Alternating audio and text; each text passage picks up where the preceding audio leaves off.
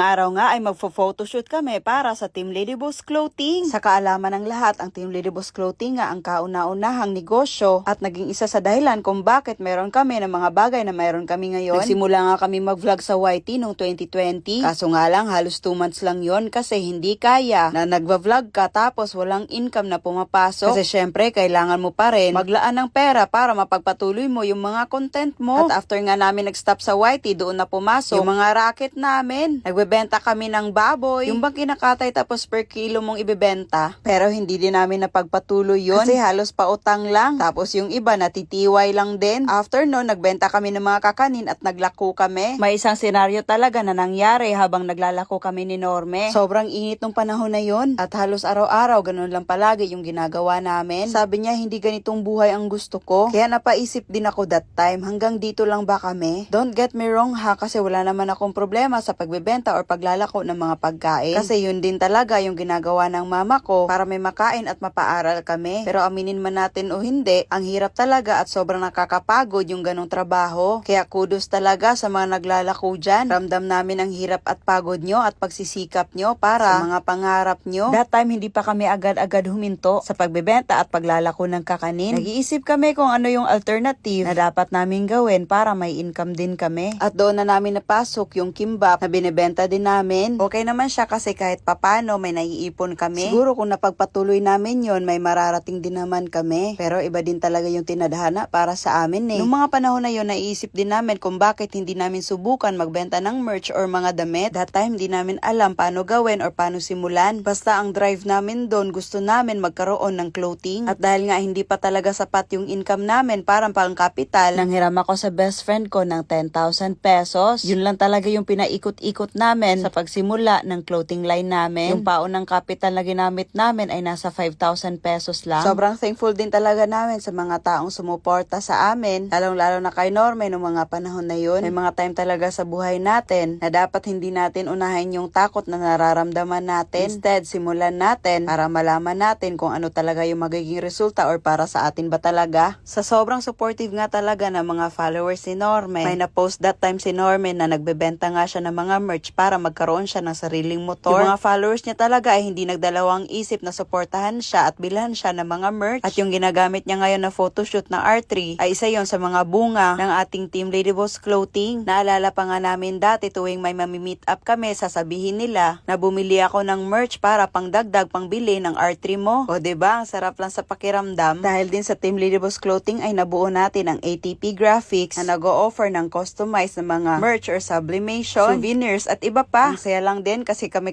lang talaga dalawa ni Norme dati ang nagfo-photoshoot. Walang alalay, walang electric fan, walang payong. As in literal na sariling sikap talaga. At nakakatuwa lang ngayon kasi may mga tao na tayo nakasama na mapagkakatiwalaan natin sa mga bagay na to. At dahil din sa Team Ladyboss Clothing ay nabuo natin ang BK na isang clothing line din. Pero iba yung tema niya. Kung trip nyo naman ng mga pang aesthetic or mga cargo, pwede kayo mag-message sa BK. Sa buhay, kailangan lang din talaga natin dumiskarte. Huwag kayong matakot sumubok. Baka sakali yung iniisip nyo ayun na yung paraan para makamit mo yung mga pangarap mo. Pero yung legal na actions ha, halos 4 hours din kami nag-photoshoot dito. At grabe, totoong nakakapagod talaga siya. Pero masaya naman siyang gawin since gusto din naman namin yung ginagawa namin. Baka sakali may natipuhan kayo sa Team Ladyboss Clothing natin at BK, pwede lang kayo mag-message sa bawat page para umorder at available din po ito sa Shopee, Lazada at TikTok. Wait lang mga pangga, dahil mamimigay tayo ng cash G ngayon. Pero bago ang lahat,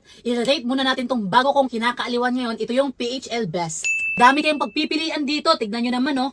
Pero yung susubukan natin, ito yung Super Ace. Let's go! No, scatter! Let's go! 10 spins! Meron na! 1,680! 480! Hala! 320! Magkano kaya? Magkano kaya? Hoy, naka 660 tayo ngayon mga pangga. So alam niyo na mga pangga, yung link nasa comment section. At alalahanin nyo, yung 18 below ay bawal dito. At yung maglalaro dito, make sure na extra money nyo lang, okay? So ano pang inaantay nyo? Pipili pa tayo dyan sa comment section. Let's go!